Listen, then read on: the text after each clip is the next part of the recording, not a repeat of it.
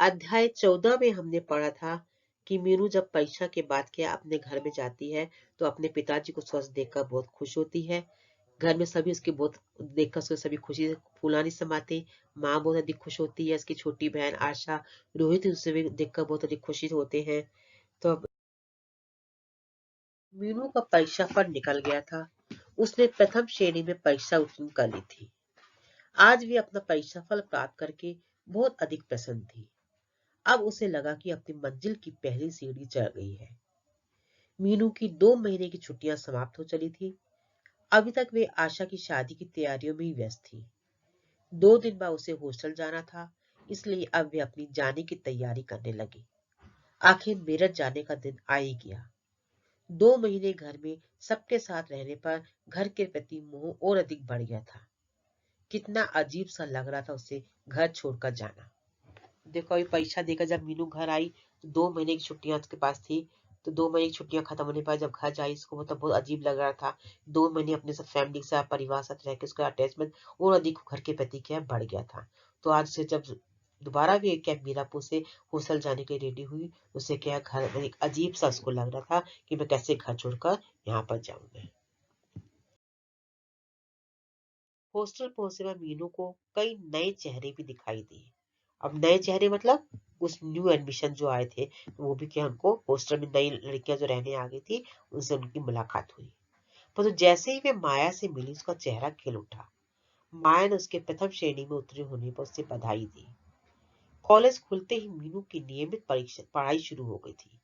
वे शुरू से अपनी पढ़ाई नियमित रूप से करती थी, जिसका परिणाम ये होता था कि वे सदैव ही प्रथम श्रेणी में पास होती रही। रविवार का दिन था। आज मीनू को बाजार जाना था। माँ ने आशा के लिए साड़ी और चप्पल खरीदने के लिए कुछ रुपए दिए थे। मीनू अकेले ही बाजार जाकर खरीदारी नहीं कर सकती थी, इसलिए उसके आग्रह पर उसके साथ चलने के लिए तैयार हो गई। तो देखो जब हॉस्टल की पढ़ाई के बाद संडे के दिन छुट्टी का दिन था तो माँ ने कहा था मेरठ से क्या है तुमको साड़ी और चप्पल क्या है आशा की शादी के लिए मंगवाई थी उन्होंने। तो वह अपने सहेली माया को लेकर के बाजार जाती है और सामान खरीद कर लाती है। उसने आशा के लिए 4 साड़ियां खरीदी। उसके बाद वे दोनों चप्पलों की दुकान पर पहुंची। अभी वे दोनों चप्पल पसंद कर ही रही थी कि मीनू को सामने अमित दिखाई दे गया। अमित अपनी छोटी बहन के साथ चप्पल खरीदने आया था। मीनू को सामने खड़ा देखकर वे उसे एकटक देखता रह गया।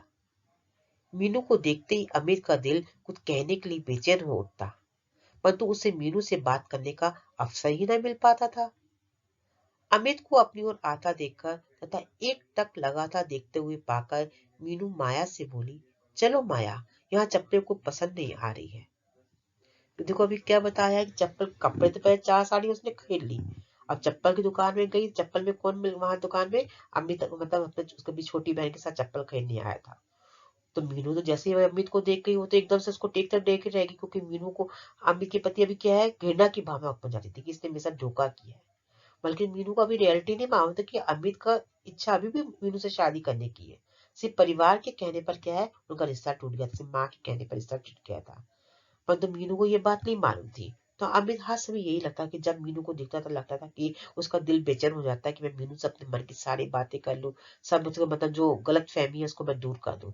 मतलब मीनू तो उनको देखकर जहां से अमित को दिखती थी वहां से मतलब दौड़ लगाती थी, मतलब बात उसके पास खड़े होने को भी तैयार नहीं होती थी। तो उस बात करने को अवसर ही नहीं मिल पाता था।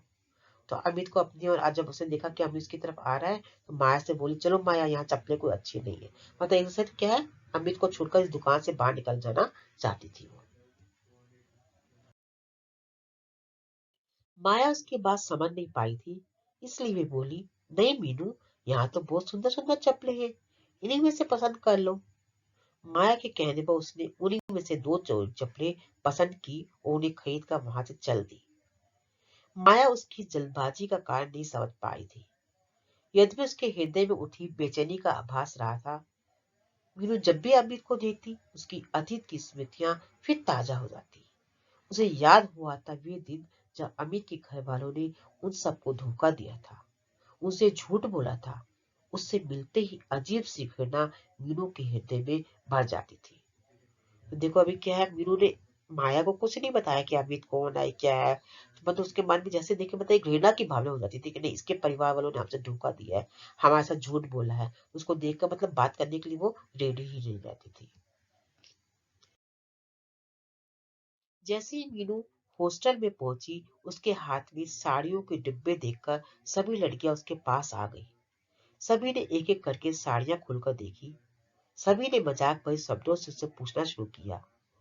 पहली लड़की बोली, मीनू, बड़ी सुंदर साड़ियां खरीद कर लाई हो, क्या अपनी शादी के लिए खरीदी है? दूसरी बोली, मीनू, तुम्हारी शादी पक्की हो गई, पर तुमने हमें बताया भी नहीं। तीसरी बोली, मीनू, कैसे है हमारे जीजा जी? उनका फोटो तो होगा तुम्हारे पास, जरा हमें भी दिखाना फोटो। देखो अभी 4 डब्बे उठा के लेके आ रही है, क्योंकि हॉस्टल की लड़कियों के मन में क्या आया कि इतनी खरीदारी करी, इतनी अच्छी साड़ियां खरीदी है, तो इससे अपनी शादी की तैयारी करी। तो हॉस्टल की सब लड़कियों पर सवाल उठाने शुरू कर दी, प्रश्नों की बौछार लगा दी। सब मजाक भरे में कोई कह रहा कि तू इतनी सुन, तेरी शादी हो रही है, तेरी शादी पक्की हो गई, तूने हमें बताया नहीं। कोई बोला कि होने में जिया जी कैसे, उसकी फोटो दिखाओ। तो हर तरह से लड़कियां उसको मतलब मजाक करके उसको तंग करने में लग गई थी। छोटी बोली, मीनू, क्या करते हैं हमारे जीजा जी? पाची बोली, शादी करके कहाँ जाओगे मीनू? कहाँ रहते हैं हमारे जीजा जी? ये बात करके सब हंस पड़े। इतने सारे प्रश्नों की एक साथ बौछार। मीनू को बोलने का किसी ने अवसर ही नहीं दिया। जब सब चुप हो गई, तब मीनू ने शांत स्वर में बताया कि ये साड़ियां मैंने अपनी छोटी बहन के लिए खरीदी है। 1 महीने बाद उसकी शादी है। ये बात सुनकर सभी चुप हो गई। अब किसी का साहस नहीं था कि मीनू से कुछ पूछता। लड़कियों का पूरा झुंड वहां से चला गया और मीनू सब सामान के साथ अपने कमरे में चली गई। तो मीनू सब हौसला की लड़कियों को क्या बोला कि हाँ भाई, ये सब मेरी छोटी बहन है, उसकी शादी की लिए मैं खरीदारी की है। तो उसकी बात सुनकर सब चुप हो गए। अब किसी को साहस नहीं था कि हम मीनू से कुछ पूछे। तो लड़कियां वहां से उठकर अपने मतलब जो ग्रुप में बातें करी थी, सब अपने अपने कमरे में चली गई। तो ये हमारा अध्याय यही समाप्त होता है।